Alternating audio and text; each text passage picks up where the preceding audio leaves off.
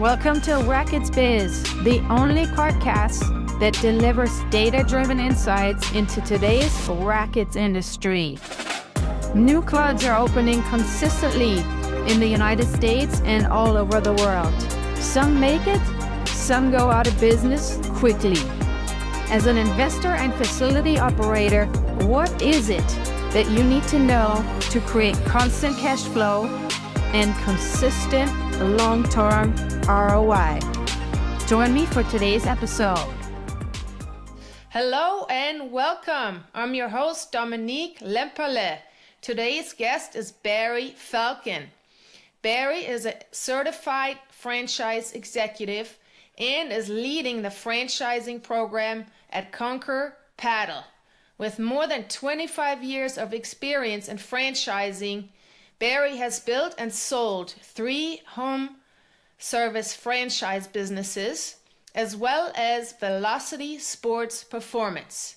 He has been a franchise consultant for the last 11 years and decided to join the rackets industry after researching the padel business. An avid cyclist, runner, pickleball, and now new padel player, Barry lives with his wife Lori and 3 kids in Atlanta. Barry, welcome to the pod. Oh, thank you, Dominique. It's a pleasure to be here. I look forward to chatting with you today. So Barry, you currently live in Atlanta, but tell us a little bit about where you grew up, what sports you grew up playing, and what motivated you to become a certified franchise executive. Sure. Well, Dominique, I grew up in New York City and really played sports my whole life.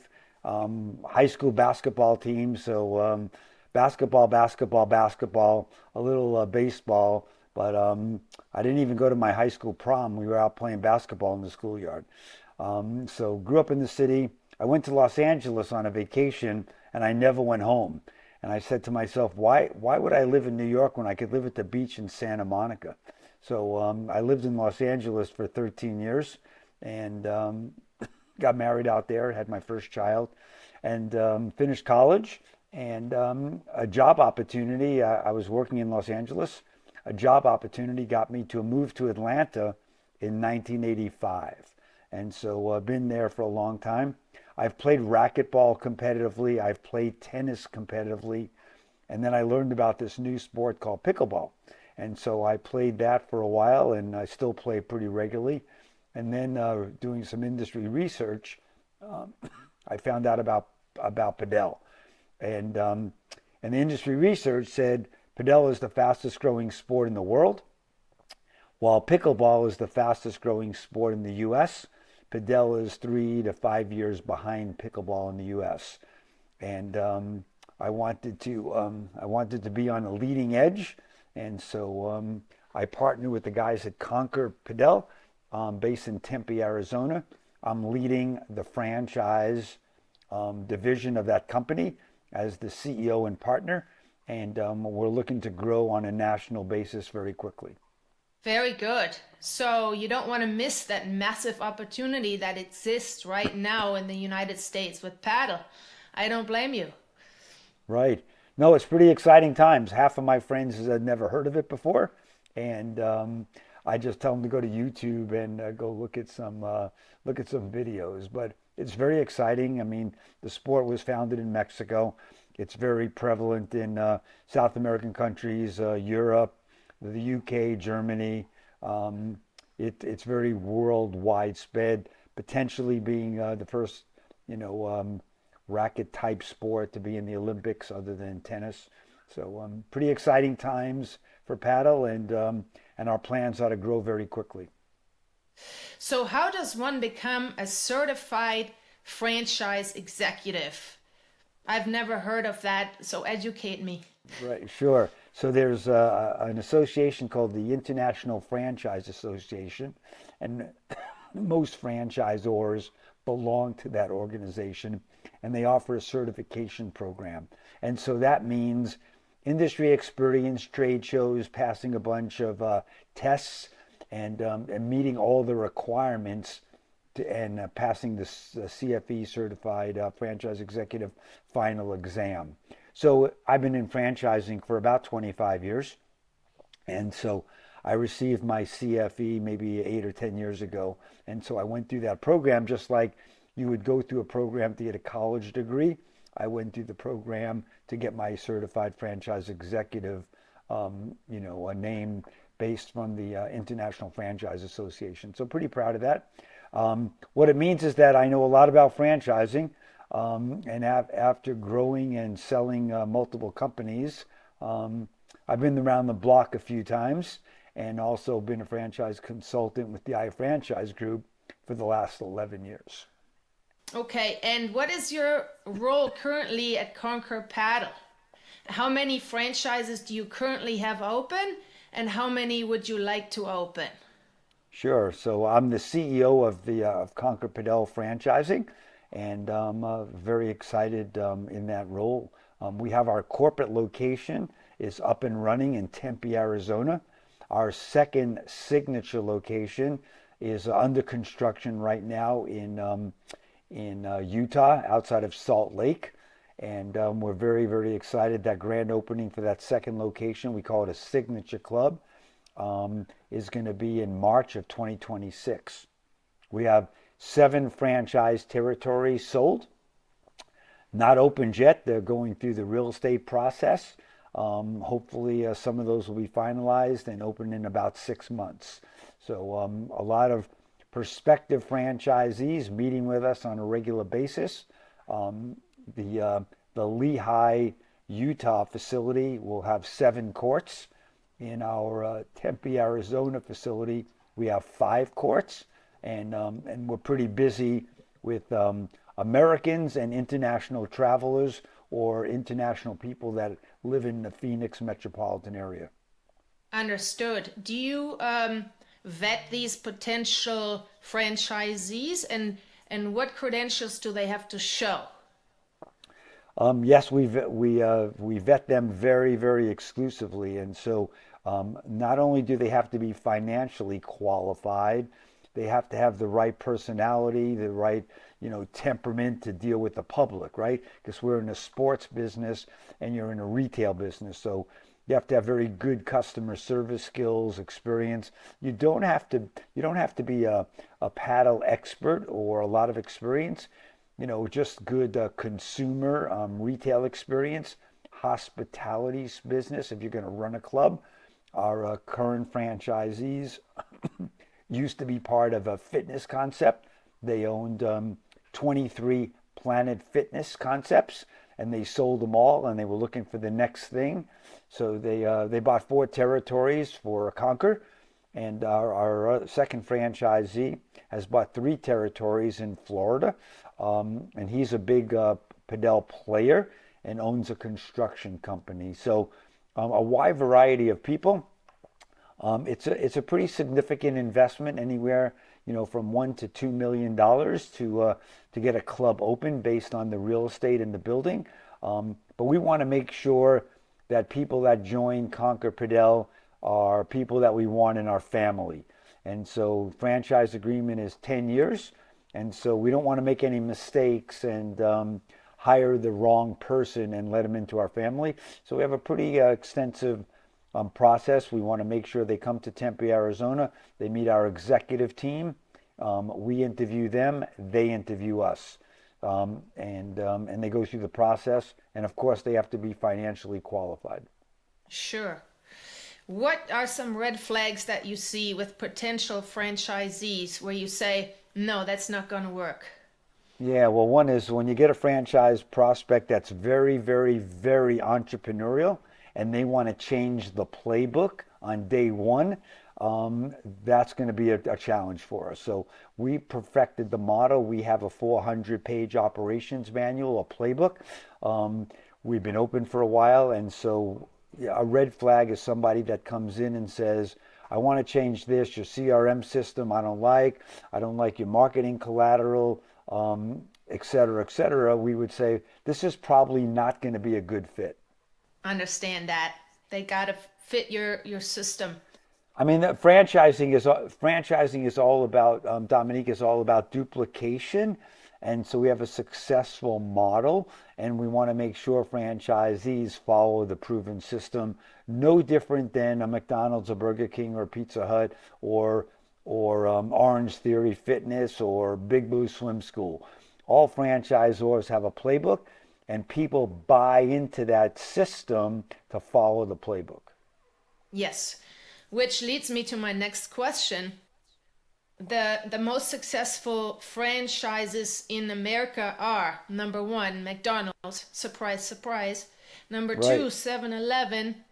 Number three, KFC. Number four, Burger King. Number five, Ace Hardware.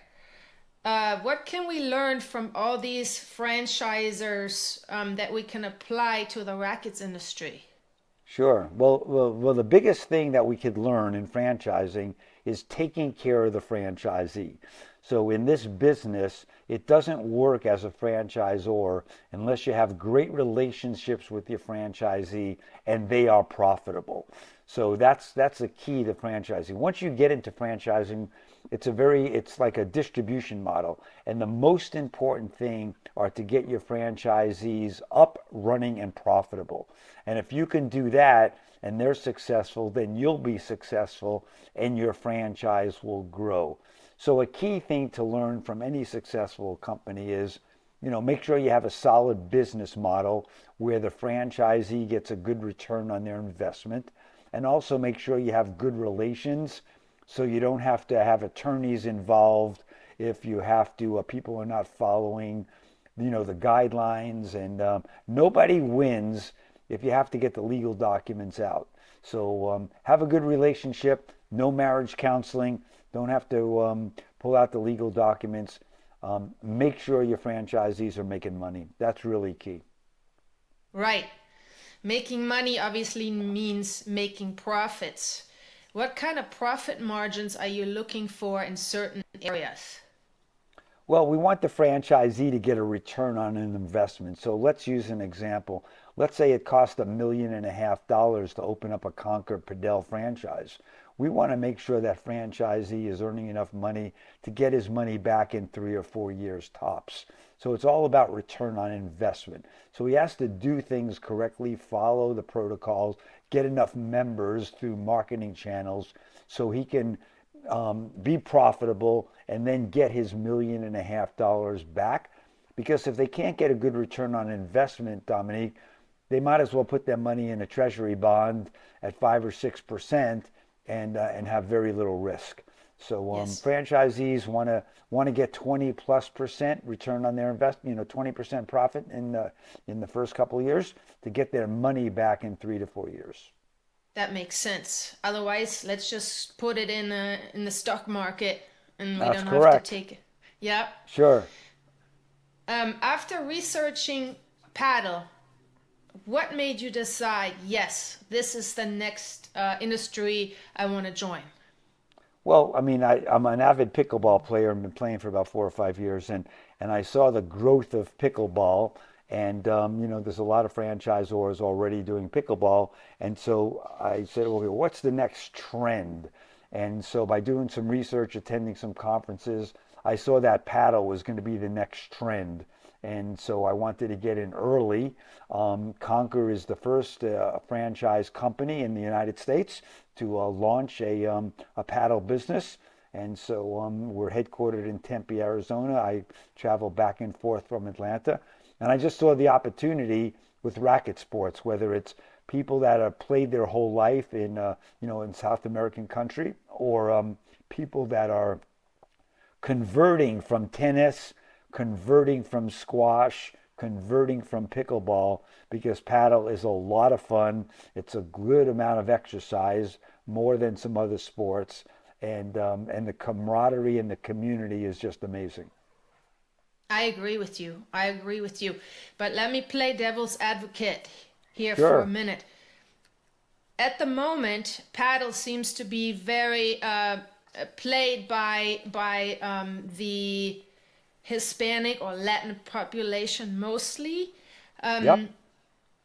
Do you have any concerns that it'll remain that way, or do you think the rest of America will join? I think the rest of America will join. I'll use a comparison analogy, Dominique, to pickleball. Pickleball could be played at a young age and a senior. Paddle is probably not going to dominate the senior market. When I say senior, 60, 65 and above, because the paddle is twice as heavy as a pickleball paddle, and there's a lot more running than in pickleball. But Americans catch on fast, and once the school kids start playing paddle, it's going to go on to, it's already in universities and starting to get scholarships. It's right on pickleball's heels, a few years behind, and growing very quickly. It's fun. It's exciting. It's easy to learn. It's played on AstroTurf, so it's good. It's very forgiving on your legs if you're playing for a couple of hours. And it's kind of fun to hit the ball off the glass walls. Yes, absolutely is. It's addicting. When you open a franchise, what kind of staffing decisions do you make in the startup phase? Walk me Sure. through number of employees in the startup phase. Yeah, the one good thing with paddle is you don't need a lot of employees. And so of course you need a couple of employees because you're going to be open long hours. So we're open from 6 in the morning to 10 o'clock at night, 6, 7 days a week. And so what we have is a couple of full-time people. We have a full-time coach. We have a manager of the location, and then we have a lot of part-time people. So we have people that come in and open, and they work the reception desk in the pro shop.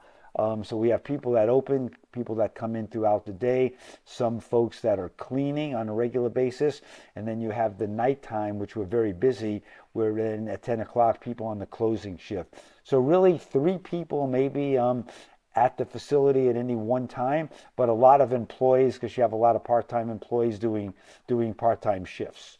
Um, um, Bookkeeping is relatively easy. It's all done through our CRM, machine software system, and that links to QuickBooks, so you can run P&Ls and things like that. So, a couple of employees, one reception area, pro shop. If you have grab and go food, definitely a club pro, and then also somebody constantly cleaning and restrooms and vacuuming and cleaning glass on courts. So cleaning is a full-time position.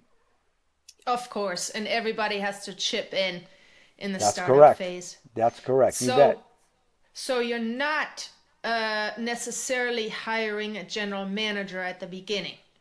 Well, the franchisee will, in a lot of cases, will be the general manager, unless it's an investment. Then the franchisee, if they keep their one of our franchisees has a construction company, and he'll keep his business, but he's hired a general manager, and that general manager will run the club on a day-to-day operation. Got it. Okay. And even though systems are set in the franchising industry, success often comes from adapting locally, optimizing operations, staffing, or promotions to fit your specific market. How important do you think that is now in the paddle industry? It's super important. One is people are only going to drive a certain distance to get to you. There might be some outliners that are obsessed with playing, and they might drive 30 or 40 minutes, but most people want to drive 15 or 20. And so you want to be in the right area, the right demographics. The other thing is typically you're very busy in the morning and you're very busy late afternoon into the evening.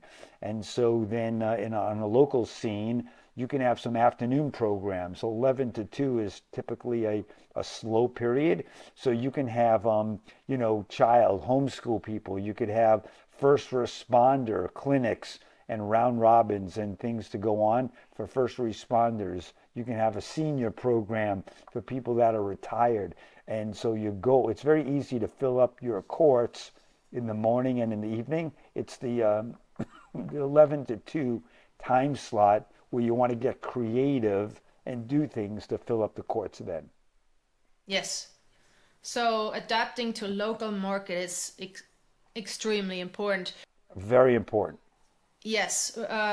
But you mentioned earlier on there's a 400-page playbook that each franchisee has to follow.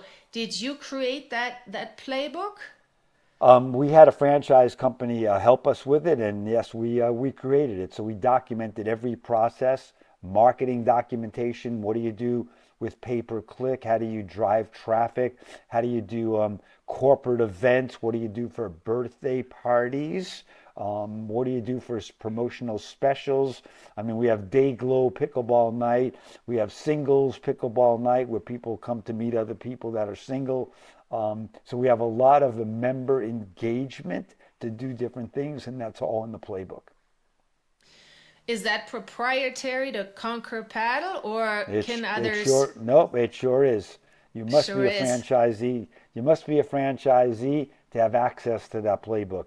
And in addition to that, franchisees are going to come to our location, either in Lehigh, Utah, or in Tempe, Arizona, and they're going to be trained for 5 to 8 days on how to run the operation. And then when they open, we will go to their location, help train their staff, and be part of their grand opening, celebration. Very good, very good. Now, you have more than 25 years of experience in franchising.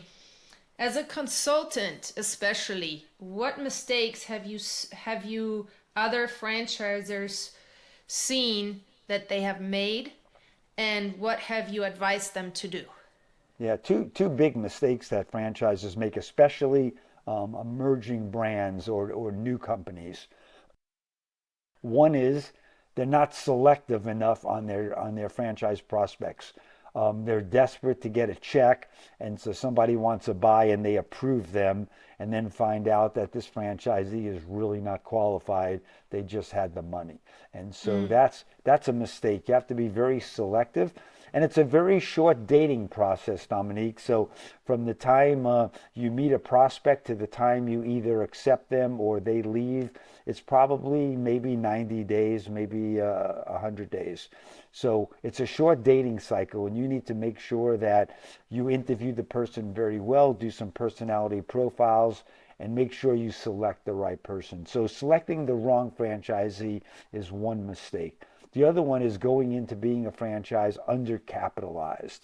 And so if you don't have enough money to do marketing to get franchisees and then help the franchisees market, that's a mistake as well. So you can't get to the goal line and you can't get a touchdown because you don't have any money to market. So undercapitalization is a key thing. So I would say the two biggest mistakes for emerging brands: one is picking the wrong franchisee, and two is going into it undercapitalized.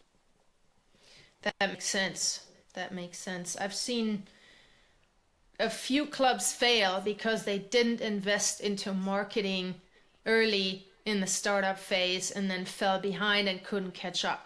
Right. So, That word, that invest, is the exact right word, Dominique, because marketing is an investment in your business, while the accounting folks say, well, it's an expense on the profit and loss. You have to invest in your business.